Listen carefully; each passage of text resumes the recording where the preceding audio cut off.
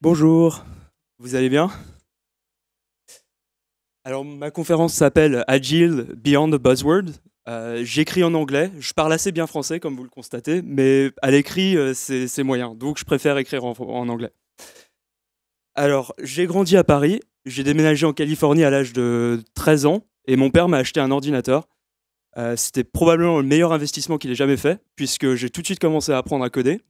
Et j'étais parti de la maison à 17 ans, parce que je travaillais professionnellement dans la Silicon Valley en tant que développeur. Donc j'ai 14 ans d'expérience professionnelle, j'ai fait 9 ans dans la Silicon Valley. Aujourd'hui j'ai lancé une boîte qui s'appelle GameBunny, et ce qu'on fait c'est qu'on aide les startups en général à essayer de mieux développer du soft, donc à travers des pratiques de l'agile. Les langages que j'utilise le plus souvent aujourd'hui, ça va être le Ruby, le Python, le JavaScript, le Java, et de temps en temps, si j'ai pas de chance, le PHP. Et mon langage préféré, c'est le Ruby.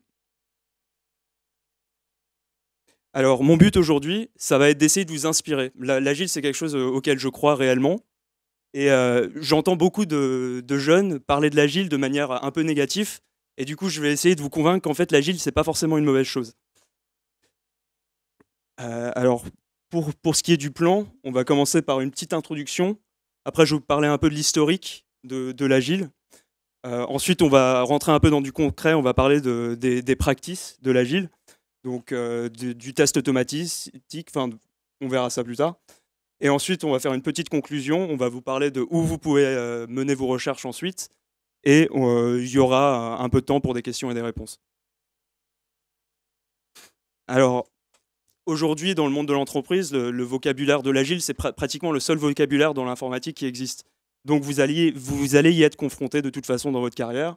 Vous verrez sûrement des dessins comme ça. Vous allez entendre des mots comme product backlog, comme sprint. Vous allez entendre le mot scrum. Peut-être si vous n'avez pas de chance, vous allez voir des dessins comme ça qui essayent de schématiser ce que c'est que le scrum. Et le Scrum, d'ailleurs, c'est un Agile Management Framework, a priori. Donc, des fois, je parle en anglais. Si vous ne comprenez pas, dites-le moi et on reviendra. Et voilà, bon, des fois, si vous n'avez vraiment pas eu de chance, vous avez eu des dessins comme ça qui essayent de démontrer du Scrum embriqué dans du Scrum. Bon, pour moi, ça ne m'aide pas vraiment à comprendre ce que ça veut dire.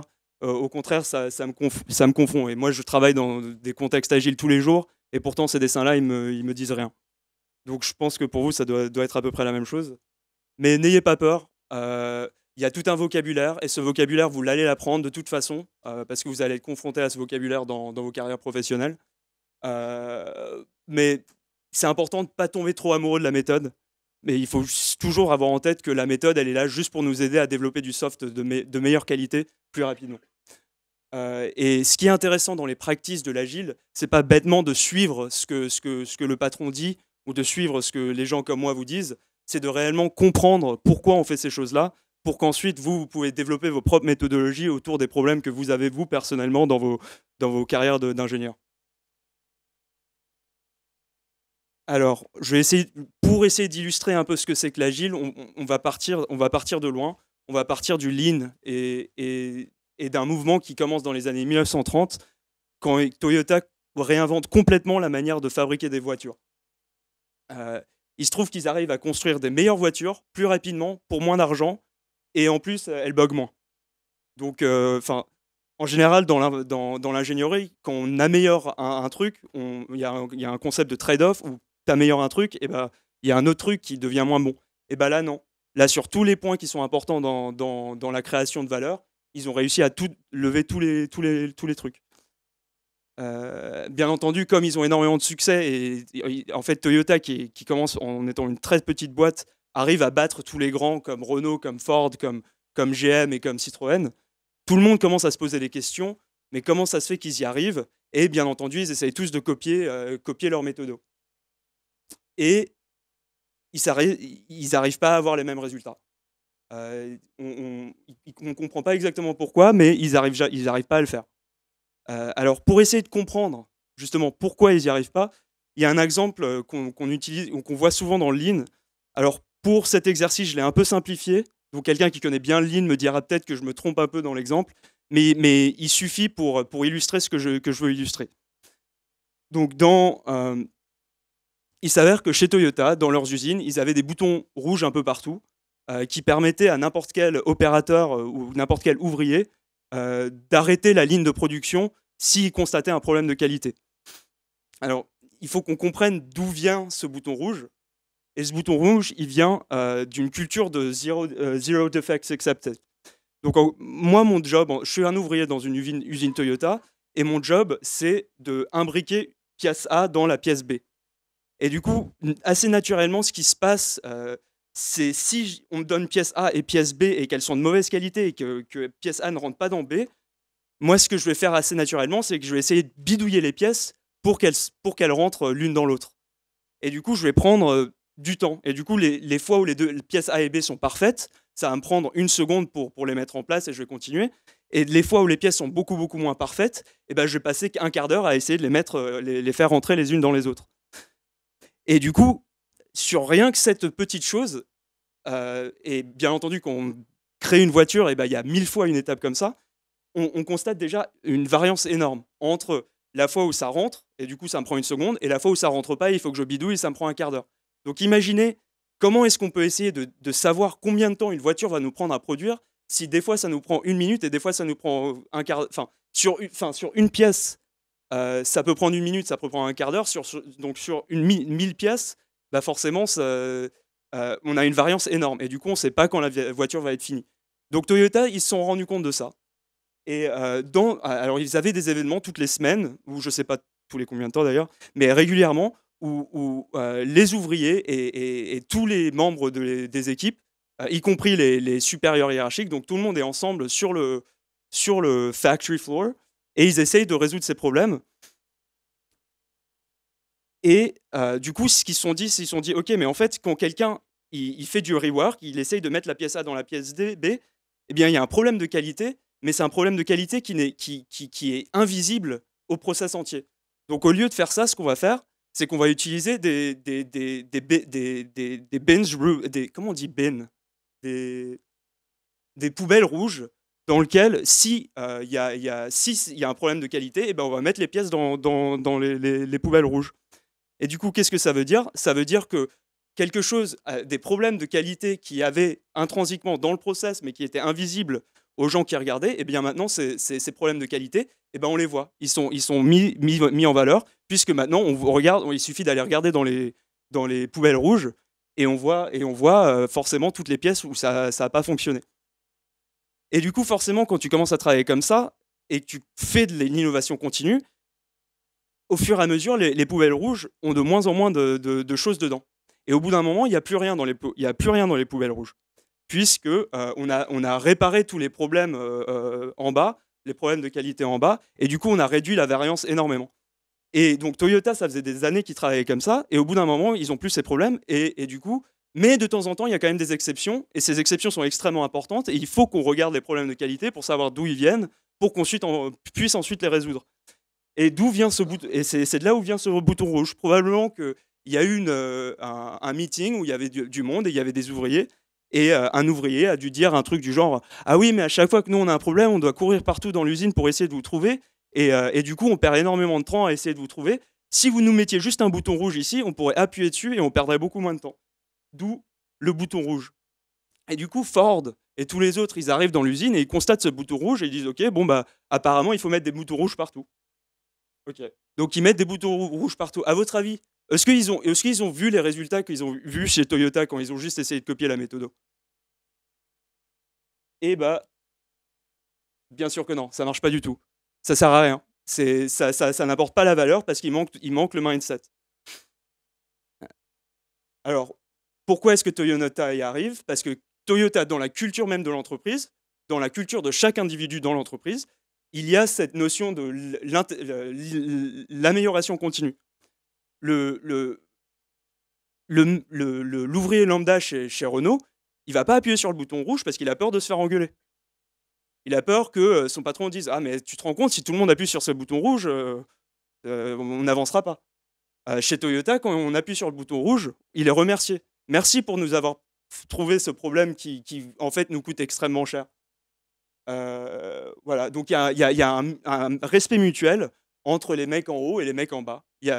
Chacun a des rôles différents, mais c'est pas, lui, il n'a pas fait Polytechnique et lui, il est pas, enfin, c'est pas un moins que rien. Il y a vraiment un respect mutuel. Et bien entendu, comme les équipes sont impliquées dans les décisions, c'est un ouvrier qui a dû dire ah, il me faut un bouton rouge. Bien entendu, ils s'en servent. Ils sont là, tout le monde a un but commun, et du coup, ça marche plutôt pas mal.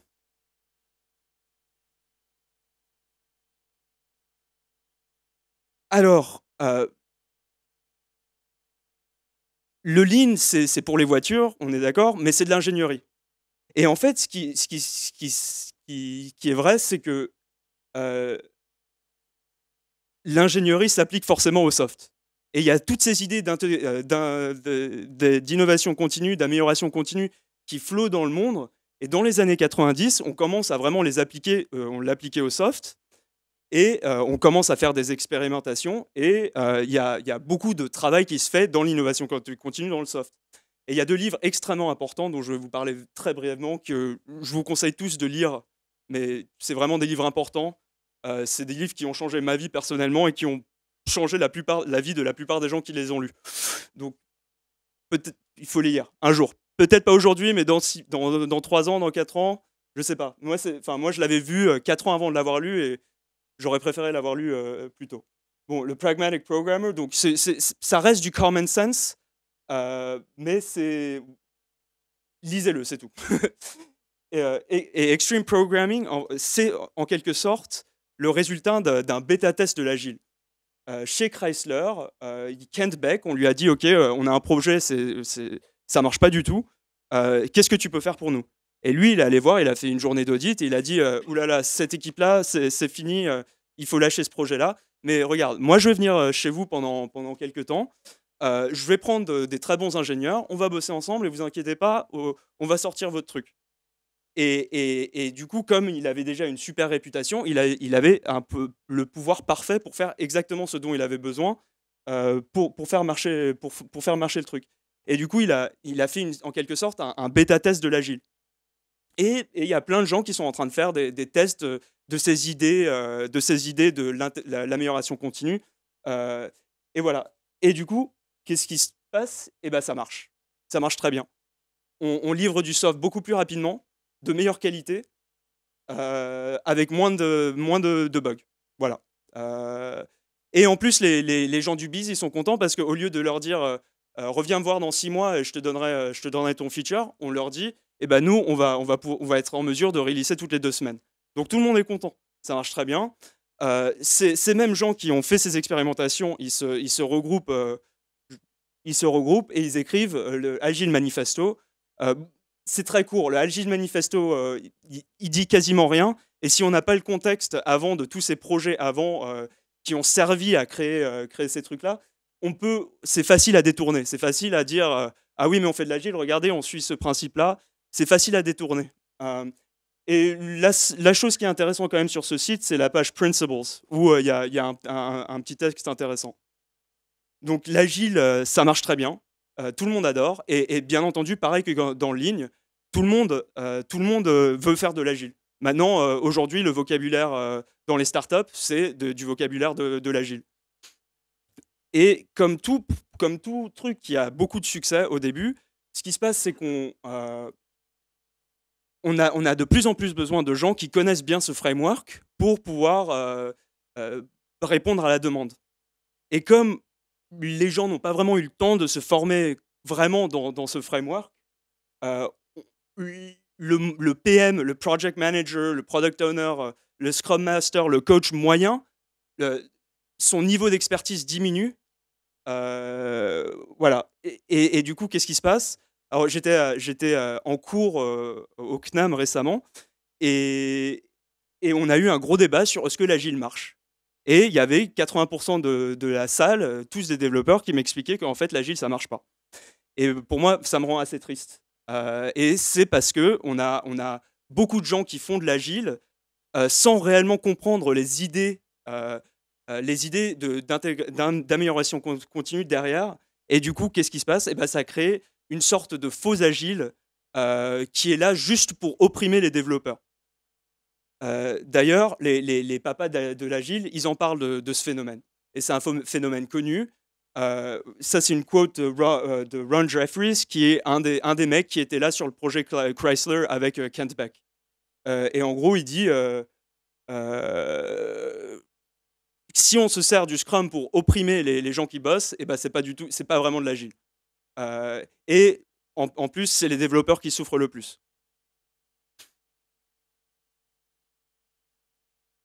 Donc, comme le Lean, l'agile, on ne peut pas le reproduire juste en copiant un plan. Ce qu'il faut, c'est qu'il faut développer chaque individu dans leur propre mindset pour que quand on arrive dans un nouveau contexte, et dans l'informatique, il y aura toujours des nouveaux contextes, que ce soit Team A ou Team B, leur contexte, il est à peu près pareil, mais il y a quand même des différences. Il faut que chacun d'entre nous soit capable d'identifier les dysfonctionnements pour pouvoir les résoudre. Et ça se fait en formant chaque individu aux pratiques qui vont suivre. Alors, je vais vous poser une question. La réponse est sur le tableau. Bon. Pourquoi est-ce qu'on écrit des tests? Si on est agiliste, bon, je commence par un constat. Si on est agiliste, on écrit des tests automatisés. Pourquoi?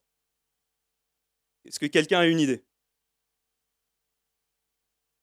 Pour gagner du temps, par refaire ce qu'on a fait? Oui. Mais pourquoi on gagne du temps? Ok, bon, j'y vais, à mon tour. Alors, qu'est-ce qui se passe dans un monde de développement traditionnel? Eh ben, je fais mon premier set de features. Je fais feature 1, feature 2, feature 3. Je le pousse sur mon serveur de pré-production. Je demande à mon équipe de quality assurance d'aller appuyer sur des boutons pour vérifier que feature 1, feature 2, feature 3 marchent correctement. Ok, cool, je passe en prod. Ensuite, on me demande un nouveau set de features. On me demande feature 4, 5 et 6. Et du coup, je les développe. Et voilà, je suis prêt, je les passe en pré-prod. Je demande à ma équipe de quality assurance de regarder ce que j'ai fait. Mais ce qui est intéressant, c'est que vu que j'ai modifié mon code, il y a toujours un risque qu'en développant feature 3, feature 4 et feature 5, j'ai cassé feature 1, feature 2 et feature 3. Et du coup, à chaque fois que je repasse en pré-prod, j'ai l'obligation de retester, pour m'assurer de la qualité, j'ai l'obligation de retester toutes les fonctionnalités qui n'ont jamais été développées. Donc qu'est-ce que ça veut dire? Ça veut dire que le coût de feature 1, il augmente au cours du temps. Et bon, l'augmentation, elle est assez linéaire et elle n'est pas très conséquente sur un feature. Mais quand on parle de 100 features ou de 1000 features, la courbe, elle devient très, très, très rapidement exponentielle. Du coup, c'est un gâchis phénoménal de temps. Voilà. Au contraire, si on commence à écrire des tests automatisés, qu'est-ce qui se passe? Bon, effectivement, les développeurs ne savent pas tous comment écrire des tests automatisés. Donc, pour avoir un premier résultat, oui, la première semaine, peut-être qu'ils vont écrire un peu moins de features que s'ils n'avaient pas écrit des tests autour.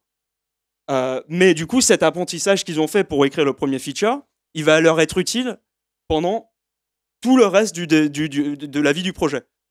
Du coup, on a par feature, on a un coût qui reste extrêmement bas et extrêmement fixe. C'est clair pour tout le monde? Ok. Donc, alors, on va encore plus loin. On sait qu'on est obligé d'écrire des tests. On vient de le définir. En Agile, souvent, on essaye de faire du test-driven development. Et pourquoi on fait ça? Alors, pourquoi on fait ça déjà? Ok, déjà, donc l'idée, c'est que tu laisses ton design driver comment tu builds ton soft. Un avantage énorme. Donc, il y a 3 phases software development. Hein. Il y a le planning. On est tous devant un tableau et on essaye de dessiner ce qu'on va construire. Après, on s'assoit, on va le coder. Et ensuite, on va le tester. Un problème, c'est qu'on ne sait pas du tout quand il faut arrêter de planer et commencer à coder. Sauf que quand tu fais du TDD, tu sais. Tu es en équipe, vous travaillez sur le concept. Est-ce que je comprends exactement comment ce module va être consommé? Et bien, si oui, je suis en mesure d'écrire le premier test. Et du coup, l'équipe sait de manière systématique que c'est le moment d'arrêter de planer et de commencer à bosser, quoi. Enfin, de commencer à coder. L'autre avantage, c'est que ça nous oblige à se focaliser sur l'utilisabilité. Quand on écrit un bout de code, c'est pour qu'il soit écrit et utilisé autre part. Donc autant écrire l'implémentation et l'utilisation en parallèle. Comme ça, on est sûr de ne pas se tromper dans comment on implémente le machin. Et on saura que ça sera facile à utiliser puisqu'on a écrit les tests à côté. Et un autre avantage auquel je n'avais pas pensé quand j'ai fait ces slides, c'est la lisibilité. La lisibilité du code est extrêmement importante parce qu'il y a plus de gens qui lisent du code que l'écrivent. Donc, c'est beaucoup plus compliqué d'aller essayer de reverse engineer un bout de code pour essayer de comprendre comment on doit s'en servir que ce ne l'est d'ouvrir deux tabs, un avec le test, l'autre avec le code. Tu flippes d'un à l'autre et tu comprends comment il est utilisé et comment on utilise les... Bon, vous avez compris. Voilà, donc TDD, je vous encourage à regarder. Après, c'est pas quelque chose qui vient naturellement. Ce que je ferais, si vous avez aucune expérience en TDD, c'est que je regarderais des vidéos. Alors, la communauté Ruby est très bonne en TDD, donc je regarderais un peu du Ruby. Après, le Python, ils sont pas loin derrière. Mais voilà, plutôt Ruby, quoi. Enfin, bon, après ça, c'est peut-être personnel. Alors aussi, on automatise les déploiements. Celui-ci, il est plus facile. Peut-être vous allez pouvoir m'aider. Pourquoi est-ce qu'on automatise les déploiements? Toujours. Gain de temps. Pourquoi est-ce que ça nous fait gagner du temps? Ouais. Ouais. Lancer un script, ça prend moins de temps que rebalancer les commandes à chaque fois. Exactement. Vous voyez, c'est que du bon sens, en fait. C'est que du bon sens. En tout cas, pour des ingénieurs, pour des gens qui réfléchissent comme des ingénieurs, c'est que du bon sens. Donc, moi, qu'est-ce que j'ai marqué? J'ai marqué... Ah oui, ça aussi, c'est important. La connaissance, on est des développeurs. On est tous des développeurs. La connaissance, elle devrait exister dans le code. C'est aussi pour ça qu'on écrit des tests. Imaginez-vous, vous avez 15 étapes. Vous avez 15 étapes à faire pour faire un déploiement. Et la personne qui fait ces déploiements, eh ben, elle a la jambe cassée ou je sais pas, elle n'est pas là pendant 3 semaines. Enfin, les autres développeurs, ils vont être un peu... ils vont pas savoir quoi faire, quoi. Ils seront pas contents. Hop. Bien entendu, c'est réduction risque. C'est plus rapide, je sais plus qui l'avait dit, c'est plus rapide de faire un script, mais c'est aussi... on a moins de chances de louper. S'il y a 15 étapes, on va en louper une forcément à chaque fois. Donc autant le scripter, comme ça au moins on est sûr. Ouais, alors ça c'est un point extrêmement intéressant. L'idée de pouvoir rendre le projet indépendant, oui, absolument. Oui. On parle, en ligne, on parle d'un truc qui s'appelle le changeover times. Et ça, c'est l'idée de passer un projet à un autre. Si ça prend du temps, eh ben on a perdu. On aime avoir des équipes cross-fonctionnelles en Agile. On aime avoir des équipes qui peuvent toucher à tout. Et si ça prend 50 minutes, 60 minutes pour passer d'un projet à un autre, eh ben les gens ils vont rester dans leur propre projet. Et du coup, qu'est-ce qui se passe si un jour... Ah non, mais c'est le front. Ah ouais, là, on a besoin de 10 personnes sur le front. Ah bah désolé, on a 8 mecs qui font du back et 3 mecs qui font du front, on peut pas. Donc, c'est exactement ça. Alors celui-ci, c'est le plus dur à faire passer en entreprise. En tout cas en France, j'ai le plus de mal à le faire passer. Vous savez ce que c'est que le pair programming? Vous avez entendu le concept? Ouais, l'idée, c'est que il n'y a qu'un ordinateur et on bosse ensemble sur un ordinateur. Alors pourquoi on fait ça? Vous avez des idées? Bah ouais, les erreurs de frappe, ouais. Non mais oui, absolument. Mais on peut aller même plus loin là-dessus. Oui. J'ai essayé de vous faire comprendre dans le Lean à quel point la collaboration était importante. Les décisions que Toyota a prises quand ils ont fait leur transformation Lean, c'est pas un mec en haut qui a décidé. C'est les ouvriers qui ont décidé.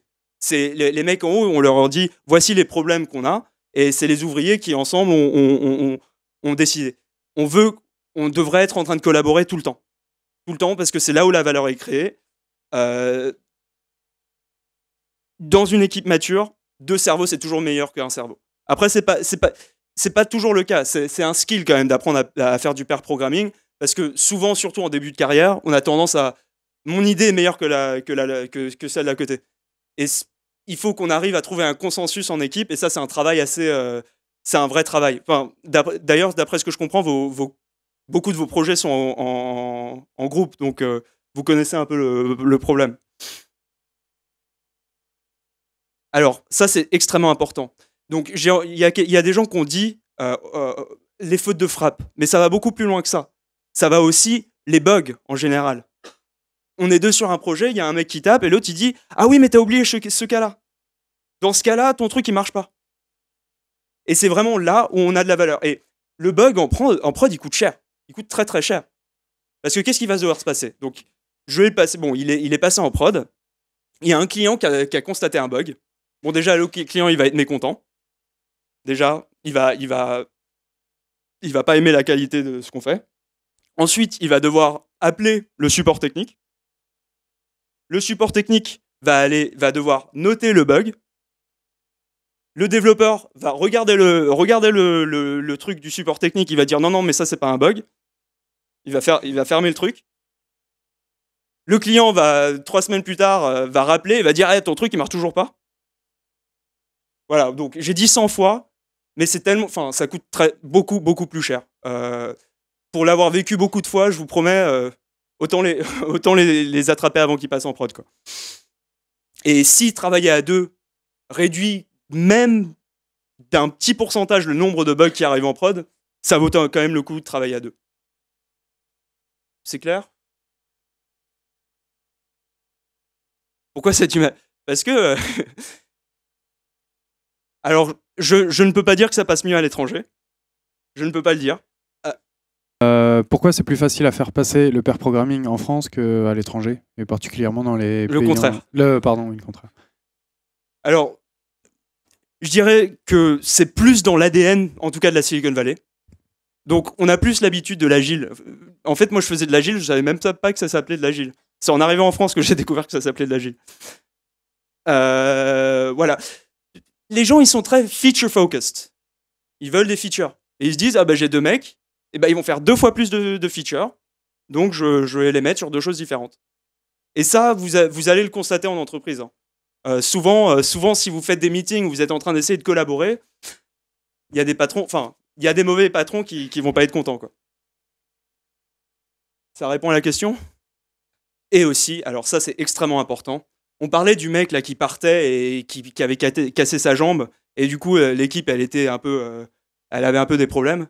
C'est aussi bon pour les transferts d'informations.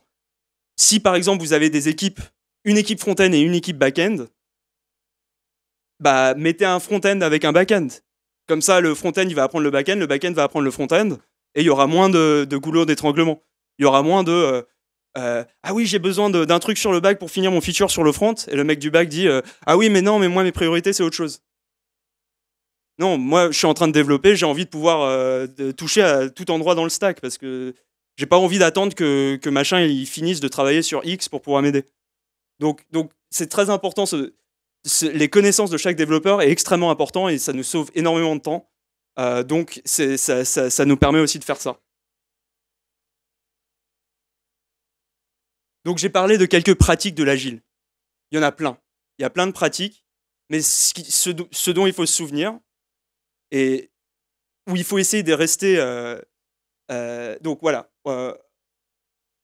Working software is a primary measure of progress. Ça vient directement des principles de l'agile.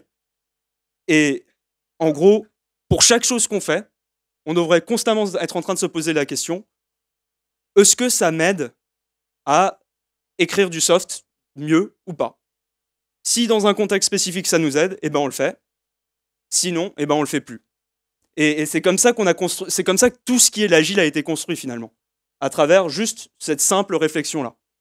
Bien entendu, il faut avoir une certaine maturité pour s'admettre à soi-même qu'une pratique qu'on a eue pendant plusieurs années était peut-être pas la plus optimale. Donc ça aide de travailler en équipe. Ah, toi, comment tu fais? Toi, comment tu fais? Ok. Enfin, ça aide. Mais voilà, mais c'est l'individu qui est important.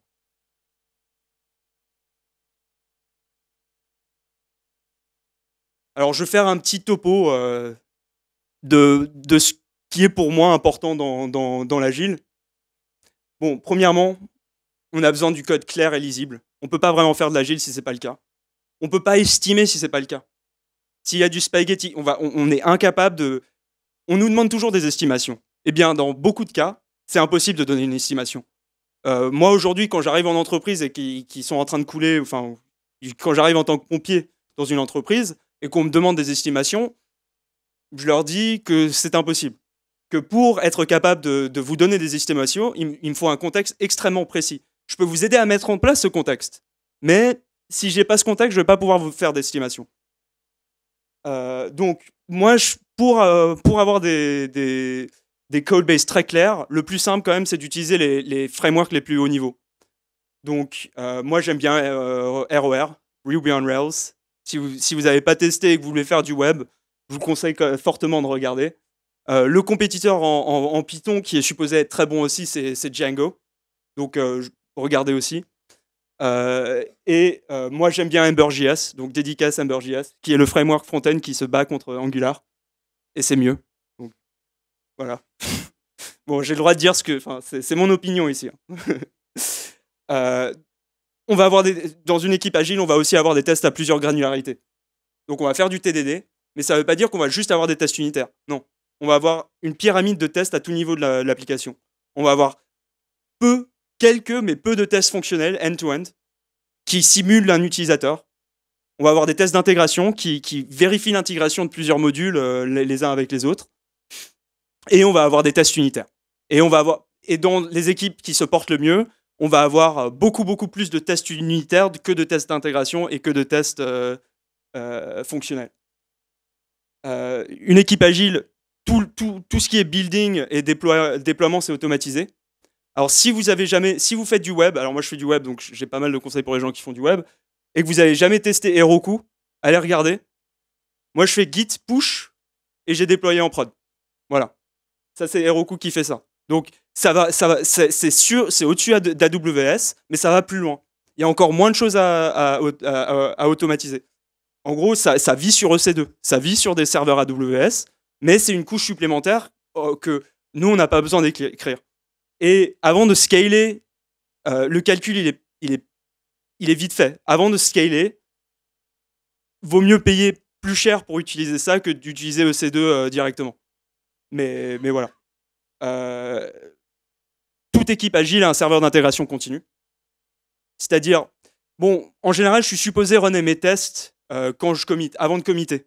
Mais quand on commence à avoir une grosse base de code, eh bien, des fois, les tests, ça prend longtemps à runner. Tu vois. Des fois, ça prend 20 minutes, 25 minutes à runner.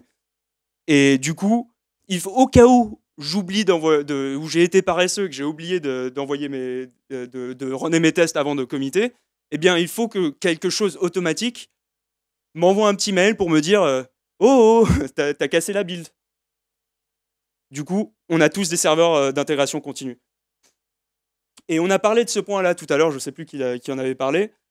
L'idée, c'est que pour pouvoir faire des équipes cross-fonctionnelles, il faut que ça soit facile de commencer il faut que ça soit facile de commencer à travailler. Donc, qu'est-ce que ça veut dire? Moi, la première chose que je fais quand j'arrive chez un client en audit, c'est que je clone un repo. Si je ne suis pas en train de coder en un quart d'heure, ils ont perdu. Ça veut dire beaucoup. Et après, ils me disent, oui, mais j'ai des mecs front-end, ils ne veulent pas faire du back-end, et des mecs back-end, ils ne veulent pas faire du front-end. Bah non, c'est ça. C'est parce que c'est chiant. Voilà. Les devs, en général, ils sont curieux. Donc, on leur donne ça. Ils feront du back-end, ils feront du front-end. Voilà. Et bien entendu, c'est des équipes avec shared responsibility. Il n'y a pas un mec qui dit on fait ça parce que c'est moi qui commande. The code base belongs to the team, pas à l'individu. Et j'ai parlé vite fait de l'idée des équipes cross-fonctionnelles. Avant, on séparait vraiment tous les rôles. Aujourd'hui, bien entendu, chacun d'entre nous va avoir des préférences. Donc si toi, tu préfères faire du CSS et moi, je préfère faire du project management, très bien. Je ferai plus de CSS et toi, tu feras plus de project management. Ça, c'est cool. Mais il faut quand même qu'on ait tous un groupe de core compétences pour que si jamais on est obligé, on puisse intervenir un peu partout dans le stack. The good news pour vous, c'est qu'aujourd'hui, c'est facile. quand Kent Beck et ces mecs-là ont écrit le livre Extreme Programming, il n'y avait pas de framework de test. Il n'y avait rien pour tester, ça n'existait pas. À tel point qu'ils ont dû écrire leur propre framework, ces mecs-là. Kent Beck, avec Eric Gama d'ailleurs, ont écrit JUnit, le truc de test de Java qui a été extrêmement populaire pendant les derniers 20 ans. Enfin, maintenant, il y en a d'autres qui commencent à venir, mais en tout cas, c'est pendant 20 ans. Aujourd'hui, on n'a plus besoin d'écrire nos propres frameworks de test. N'importe quel langage, ça existe déjà. Et il y a déjà des blogs et des trucs sur comment les utiliser. Donc, c'est extrêmement facile. Bon, ça, c'est un peu une opinion personnelle. Ils ne sont pas tous égaux. Mais c'est déjà bien. Ça commence à donner une approche TDD à chacun. Et c'est intéressant. C'est pareil pour les serveurs d'intégration continue. À l'époque, dans les années 90, ils écrivaient leur propre serveur. Ils voyaient tellement l'importance de ce truc-là qu'ils prenaient le temps d'écrire leur propre serveur. Ensuite, on a eu des solutions open source. On a eu du Jenkins et du Hudson. Et maintenant, on a des trucs comme CircleCI et Travis CI où tu ajoutes juste un fichier dans le root de ta repository, tu pushes sur GitHub et ça fait tout le reste. Donc ça devient vraiment facile de pratiquer l'agile correctement. Alors, what's next? Donc, moi là, la semaine, j'ai créé une page Facebook et de temps en temps, on va faire des événements. On va tous pouvoir échanger sur les bonnes pratiques, les mauvaises pratiques, les politiques en entreprise. Et du coup, le premier événement, c'est mardi soir prochain. C'est moi qui paye pour la bière et qui paye pour la bouffe, donc venez si ça vous intéresse. Je vous conseille aussi fortement de regarder le Software Craftsmanship Meetup. Donc c'est un meetup sur meetup.com et vous allez pouvoir travailler vos skills qui vont être extrêmement importants dans le monde de l'entreprise. Alors je vous l'ai déjà dit, mais je vous conseille très très fortement de lire The Pragmatic Programmer et Extreme Programming Embrace Change. Ça, c'est 2 livres. J'ai dû en choisir 2. Voilà, c'est ceux-là que j'ai choisis. Et d'ailleurs, je le dis à tous mes clients, quand j'arrive en entreprise et que les développeurs n'ont pas lu ces livres-là, je leur amène. Parce que je les juge aussi important que ça. Ensuite, si vous voulez commencer à faire partie de la communauté, voir ce qui se dit, voir ce que les papas de l'agile disent entre eux quand ils se parlent, joignez la XP mailing list. C'est la liste où, en gros, des gens posent des questions aux papas et les papas répondent. Voilà. J'ai jamais posé de questions, mais souvent les échanges sont extrêmement intéressants. Et donc, vous serez peut-être victime du Dark Scrum en entreprise. Du coup, on vous dira « Ah mais non, on n'a pas le temps d'apprendre à tester. » Donc, autant apprendre tout de suite. Quand vous faites des projets, essayez de vous lancer ce genre de challenge. Essayez de commencer à tester ce que vous êtes en train de faire. Moi, quand j'arrive en entreprise, ou quand j'étais toujours en poste, quand j'arrivais en entreprise, on me disait on n'avait pas le temps pour tester. Mais vu que j'avais déjà des connaissances assez fortes dans ces domaines-là, ça ne me prenait pas plus de temps d'écrire des tests autour de tout quand je développais. Du coup, ça coûtait rien à l'entreprise, et moi, j'avais une vie plus facile. Donc, investissez un peu de temps là-dedans, regardez des vidéos, voilà. Voilà. Voilà. Y a-t-il des questions? Voilà. Pourquoi Ruby? Ruby, bonne question. Pourquoi Ruby?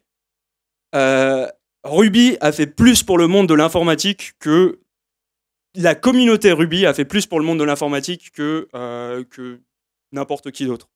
Le langage a une flexibilité qui a vraiment plu aux premiers agilistes. Ruby on Rails, vous saviez que le premier Active Record, il était écrit en PHP? Vous saviez ça? Et du coup, le mec qui a fait la première version de Ruby on Rails, il a essayé de faire son truc en PHP, et le langage n'avait pas les capacités de métaprogrammation dont il avait besoin pour faire son framework.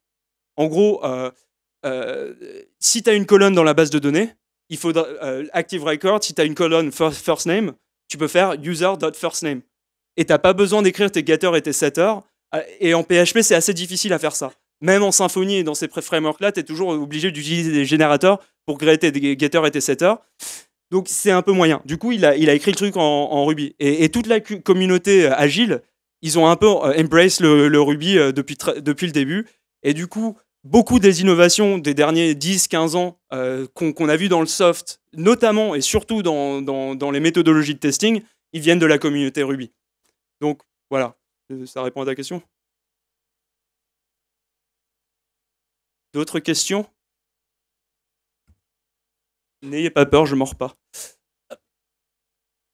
Bonjour. Bonjour. Est-ce que tu peux nous donner un exemple simple de test-driven data? Development, je pense qu'il faudrait que je fasse un live coding pour ça. Et j'en ai pas préparé, mais c'est du feedback pertinent. Peut-être la prochaine fois, je prendrai 10 minutes pour faire ça. T'as une chaîne YouTube d'ailleurs avec du live coding ou pas du tout? Je sais pas que encore. Ou un Twitch ou un... Mais enfin, je suis en train d'y réfléchir. Mais je vous encourage à venir à mon événement et on pourra parler de tout ça mardi prochain. Par rapport au nombre d'effectifs dans une équipe, est-ce que ça peut avoir une incidence sur l'efficacité des méthodes agiles? Est-ce que c'est plus adapté pour un certain nombre de programmeurs qu'un autre? C'est extrêmement intéressant ce que tu dis, parce que la connaissance... Enfin, l'idée de base, c'est que ça a du mal à marcher dans des équipes de plus de 5 à 10 personnes.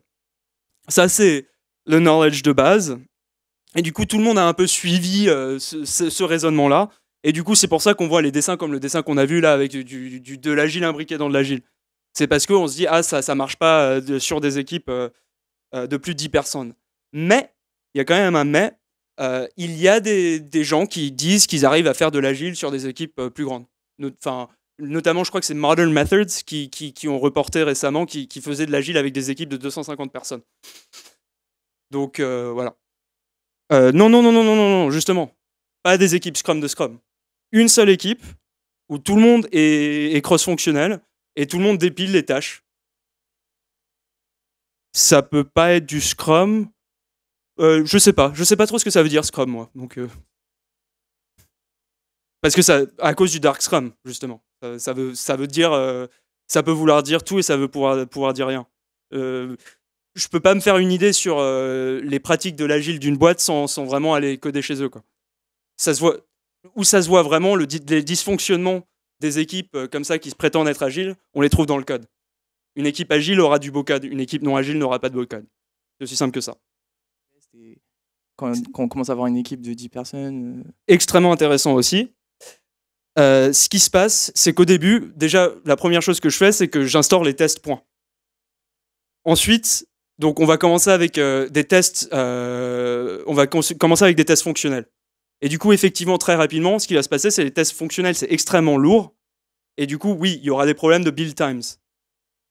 Du coup, ce qu'on fait, c'est qu'on optimise. Ensuite, on a ces tests d'intégration et on dit, OK, maintenant, on va faire des tests unitaires et on va faire des tests d'autres granularités. Mais effectivement, et les tests unitaires, tu les fais sans ta base de données et du coup, ça tourne très rapidement. Mais effectivement, c'est un sujet très important. Dans mes équipes les plus avancées, on travaille beaucoup sur l'optimisation des temps de builds. Il y a des mots qu'on dit souvent, 10-minute builds or die. Si ta build prend plus de 10 minutes, tu as perdu. Et c'est exactement pour ces raisons-là. Ensuite, maintenant, on peut commencer à faire... Voilà, enfin, ça suffit, je pense, comme réponse. Y a-t-il d'autres questions? C'est quoi l'avenir? C'est quoi la vision, l'avenir de l'agile? Est-ce que ça a amené à être mieux? Est-ce qu'il y a encore des choses à améliorer? Ou c'est juste continuer à faire preuve de bon sens et essayer de prendre le détachement, le recul sur ce qu'on fait? Et ça suffit. Il y a des nouveaux contextes qui vont apparaître tous les jours. Mais si on est tous assez intelligents et si on travaille tous notre propre mindset individuel, on saura trouver les solutions. Donc je ne sais pas les problèmes qui vont arriver dans l'avenir, mais ces concepts-là, c'est la continuation de 100 ans d'approche d'ingénierie. Ça commence avec Ford et Taylor, Toyota, puis l'agile. Donc c'est juste une continuation. Donc à ce que j'ai compris, si une personne n'est pas agile dans une équipe, ça fait échouer tout le reste de l'équipe, c'est ça? Ah, c'est intéressant ça aussi. Alors, souvent, quand on fait des transformations, il y a des gens qui sont réticents au changement. Et on fait du mieux pour les garder. On fait du mieux pour leur expliquer, pour les garder. Mais il y a aussi des gens, ça fait 15 ans qu'ils travaillent mal dans leur entreprise et qui se sont créés une sorte de protection contre l'entreprise. Et il y a des gens qu'on n'arrive pas à voir et ceux-là, il faut les virer. Bah, c'est tellement difficile. T'es au travail, t'es en train de donner 150% de ta passion et de ton énergie, et t'as le mec à côté qui glande rien, qui s'en fout, qui fait des choses à l'ancienne. T'es en train d'essayer de changer tout le mindset de toute une équipe et il y a un mec qui t'empêche de faire ça. Ça marche pas. Il faut qu'il parte. Enfin, et peut-être ça sera justement le truc dont il aura besoin pour changer son mindset personnel. Mais à un moment donné, le mindset de l'individu, il lui appartient. Et s'il n'a pas le bon mindset et qu'il ne veut pas changer, on essaye de le faire changer. On essaye de le faire changer en équipe, mais si on n'y arrive pas, il faut qu'il parte. Désolé. Ah, pardon. Rebonjour. Bonjour. Tu as dit que tu arrivais souvent dans des équipes où tu arrivais en tant que pompier. C'est-à-dire quand les choses sont déjà... Trop tard. Est-ce que tu arrives, et comment est-ce que tu arriverais à faire en fait, à faire les choses de manière à ce que ça se passe intelligemment, que tu arrives à mettre en place les bonnes pratiques avant que les choses... Parce qu'il faut que le PDG comprenne qu'il a un problème. Et si le PDG ou si les chefs du business ne comprennent pas qu'ils ont un problème, ils m'appelleront pas. Et en général, il y a deux types de personnes. Il y a les gens où ils ont des turnovers de malades, genre ils ont 600% de turnover dans un an, et qui se posent pas de questions, ils disent ouais non mais lui il est parti pour ça, lui il est parti pour ça, lui il est parti pour ça. Eux probablement ils m'appelleront pas. Et puis il y a les gens qui ont des turnovers comme ça et qui se disent il y a peut-être un problème. Ils voient leurs équipes pas contentes, ils voient et voilà à ce moment-là ils m'appellent. Donc je ne choisis pas quand j'arrive. Après oui, quand on démarre un projet, c'est beaucoup plus facile de commencer le début correctement que ce n'est de transformer le mindset des gens. Effectivement. Mais la réalité est que c'est souvent pas le cas, quoi. Du coup, en rapport avec quand tu es déjà dans une boîte qui commence bien à tourner et que tu as envie du coup de changer de mindset, de vraiment passer sur ce genre de fonctionnement, par où tu conseillerais de commencer vraiment? Tu commences, tu écris des tests automatiques d'intégration. Point. Mais je veux dire au niveau des mindsets des gens, comment les faire changer? Il faut donner du temps à tes équipes. Vous, en gros, on va dire tes PDG, je sais pas, mais on va le dire. Il faut que tu te mettes dans une salle avec tes développeurs, tu parles du problème et que tu leur dises ok, moi j'ai plus le temps de tester toutes les semaines vos trucs, donc comment on va faire? On va prendre une semaine et on va résoudre ce problème-là. Mais bien entendu, ce qui se passe, c'est que souvent sans moi, ils le font pas. Parce que moi, c'est vrai que je leur fais gagner du temps, donc au lieu de prendre une semaine, on le fait en un jour. Mais voilà, la vraie réalité, c'est que le PDG, s'il comprend ça et qu'il donne à son équipe une semaine, il a probablement pas besoin de moi. Pour une entreprise qui a un modèle de développement en V, donc spécification, conception, construction, blablabla, etc., est-ce qu'il y a un cheminement, une roadmap type pour passer de ce mode-là à un mode agile? C'est difficile. C'est difficile parce que là, on sort du contexte seulement d'ingénierie. On rentre dans un contexte de sales. Et les salesmen, ils sont incentivisés par leur commission. Et du coup, ils ont tout intérêt à vendre un paquet à 3 millions pour 6 mois de développement, plutôt que de vendre 2 semaines à... Enfin, je sais pas, quoi. Je suis pas bon en maths. Mais voilà, donc, pour réellement faire de l'agile pour de vrai, il faudrait qu'au lieu de vendre des gros projets à 3 millions, il faudrait vendre des 2 semaines de développement à la fois. Mais par contre, on doit quand même écrire des tests. Donc on est confronté à ça tout le temps en entreprise. À long terme, il faudrait les éduquer, ces gens-là. Ils ont l'impression que de ne pas faire de l'agile, de mettre 3 millions sur la table, ça réduit leur risque. Et c'est pour ça qu'ils préfèrent mettre 3 millions sur la table et dire « Ok, c'est plus mon problème ». Mais ça ne marche pas. Donc il faut qu'on continue à éduquer les gens du business à ce que c'est que l'agile, à la collaboration avec leurs équipes techniques. On peut faire de notre mieux. On écrit des tests quand même. on écrit des tests quand même, on essaye de leur donner du déployer continuellement, et on essaye de coacher les gens avec qui on a des relations dans le business pour qu'ils améliorent leur manière de fonctionner, pour que ça soit plus, pour que ça marche mieux avec la méthode de travail. Ils ont fait la même chose dans le Lean. Ils ont travaillé avec leurs suppliers et leurs clients pour créer des relations de collaboration. Et ces relations de collaboration, c'est des petits batchs, quoi. On fait des petits batchs, on fait pas des trucs de 6 mois, on fait des trucs de 2 semaines. Ça répond à la question ? Ça répond en partie. En fait, le fait de transformer l'équipe fait qu'une équipe qui produisait la veille ne pourra pas produire parce qu'elle est en pleine transformation, peut pas produire tout de suite, et donc il y a une espèce d'effet tunnel où on sait qu'on va commencer la transformation, mais on ne sait pas à quel moment on va pouvoir redevenir, optimal en termes de livraison. Si je suis clair. Ouais. Alors, il faut pas.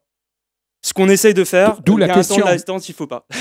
Ce qu'on essaye de faire, c'est qu'il faut faire des améliorations en progression. Donc, on va pas se dire, on va prendre 5 jours par semaine et on va transformer. Non, on va se dire, ok, on travaille normalement la plupart de la semaine, mais 1 jour par semaine, on va essayer de trouver des problématiques qui nous font perdre d'optimalité et on va les résoudre. Donc non, on fait pas de Big Bang. On dit pas, on est en PHP, aujourd'hui on fait du Ruby on Rails. Non, on trouve un petit truc où on va pouvoir, tiens, ce module-là, on va pouvoir l'extraire, on fait une autre appli, blablabla, on va mieux la faire. Du coup, non. Enfin, en agile, il faut que chaque sprint, on apporte de la valeur à nos clients. Ça, c'est sûr. Tout ce qu'on dit, c'est que non, on ne va pas passer 100% de nos temps à développer des features. On va passer 1 jour par semaine à faire de l'amélioration continue. C'est clair ?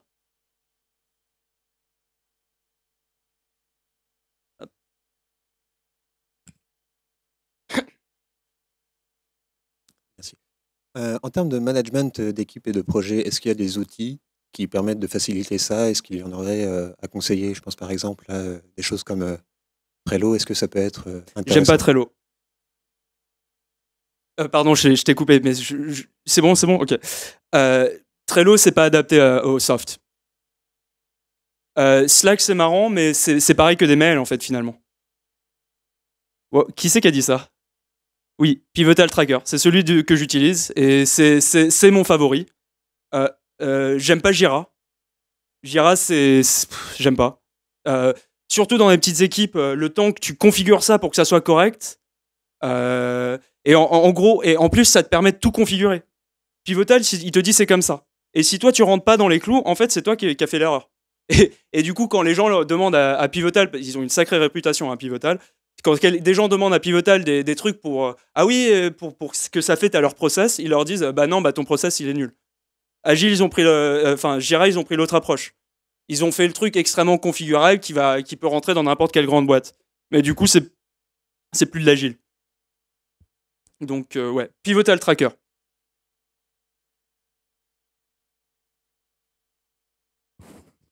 Du coup, Jira est configurable, mais il n'est pas agile. Je comprends pas le... Jira a fait des concessions pour les grands groupes, pour rentrer dans les process des grands groupes, au lieu de dire à leurs clients, du coup, si vous êtes en train de faire ça, vous avez une complexité qui est pas nécessaire, qui est superflue, et du coup, non, on va pas changer notre outil, vous changez votre process pour qu'il fit dans notre outil. Donc, si on n'y connaît rien à l'agile, on peut se baser sur Pivotal Tracker pour comprendre qu'on devrait faire. Et Jira, il y a un module Jira Agile.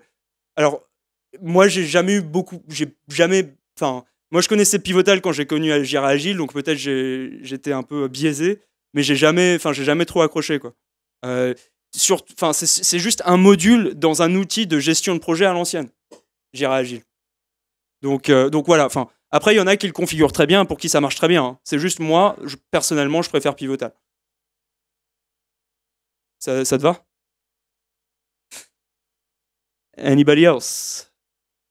Est-ce que tu peux nous donner des exemples d'équipes qui ont réussi la transformation et qui sont brillantes dans ce domaine-là de l'agile maintenant? Des sociétés dans lesquelles il serait bon de se faire embaucher ou stagier? En France, je ne sais pas encore. Moi, je travaille avec des entreprises, donc si vous cherchez des stages, là en ce moment, Vous pouvez venir me voir après pour me le dire. Donc, aux États-Unis, il y en a pas mal. Google, c'est pas mal, il paraît. Pivotal, ils sont très forts. Pivotal Labs, ils s'appellent. Les gens qui font Pivotal Tracker. Après, voilà. Après, les noms des entreprises que je vais vous donner, ça va être des entreprises américaines. Ouais, good luck. Hein, c'est dur à trouver du taf là-bas. En tant que... Ah, peut-être... Enfin, j'en sais rien. J'ai juste... Moi, j'ai un passeport américain, donc j'ai triché. Si on n'a pas de passeport américain, je suis pas sûr que ça soit aussi facile, quoi.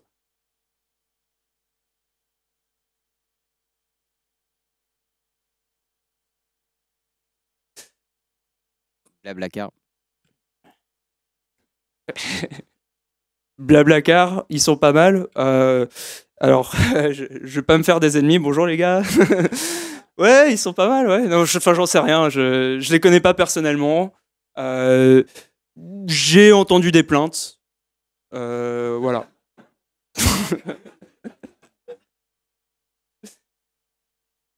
Quelqu'un d'autre? Bon, peut-être ils m'embaucheront pas du coup. Bon. Du coup, est-ce qu'une société comme Google applique la méthode agile? Ils ont du bon sens, les gars. Ils sont pas bêtes. Donc, enfin, oui, tout est testé. Il y a des articles assez intéressants sur comment Chrome fonctionne. Et oui, enfin, ils appellent plus ça de l'agile. Mais oui, bien sûr. Tout est testé, tout est automatisé. Après, eux, ce qu'ils ont fait, c'est de l'agile dans l'agile, mais ils l'ont fait correctement. Donc, ils ont vraiment segmenté plein de petites équipes. Oui, et ça fonctionne très bien. Oui. Et c'est de l'agile. Oui.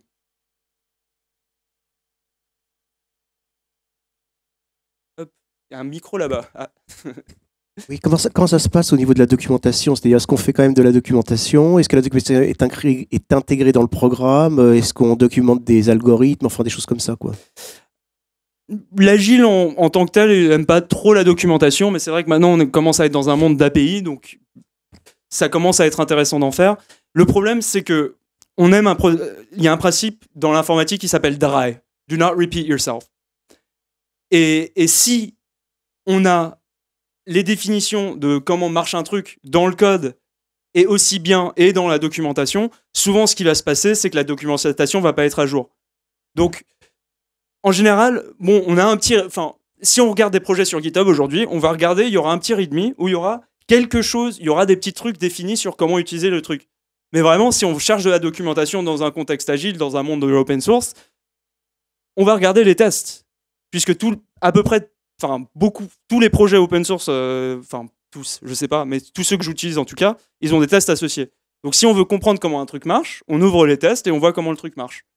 Ensuite, avec AirSpec et quand on fait des API, je sais pas si vous connaissez Swagger, vous avez entendu parler de Swagger?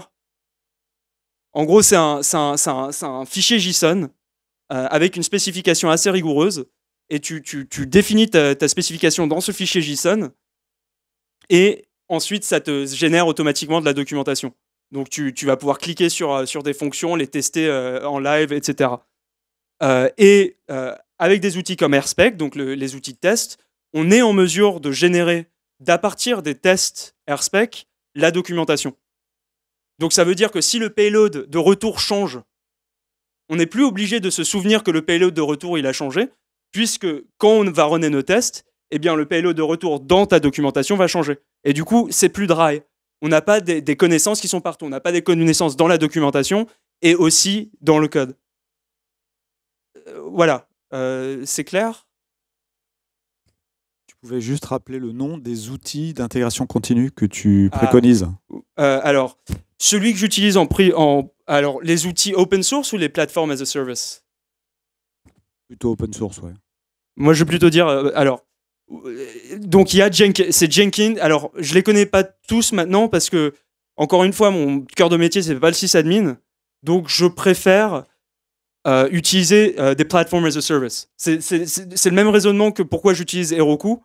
Ça me sauve du temps. Moi, je fais git push et c'est fini. J'ai pas besoin de configurer des trucs. Donc, moi, en tout cas, au début d'un projet, je préfère utiliser ces outils-là. Et au début d'un projet, ça te coûte rien. Si tu es tout seul, pourquoi tu vas te prendre une instance EC2 que tu vas devoir payer alors que Circle CI, il te le fait gratos. Donc il y a Jenkins, et d'ailleurs il y a 2.0 qui est sorti, qui est supposé être pas mal.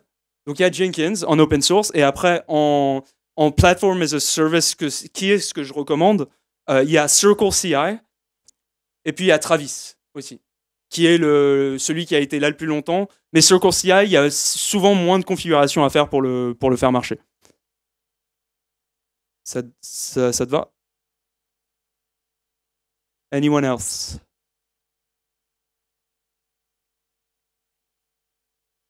Ok, bon, bah, je pense qu'on a fini du coup.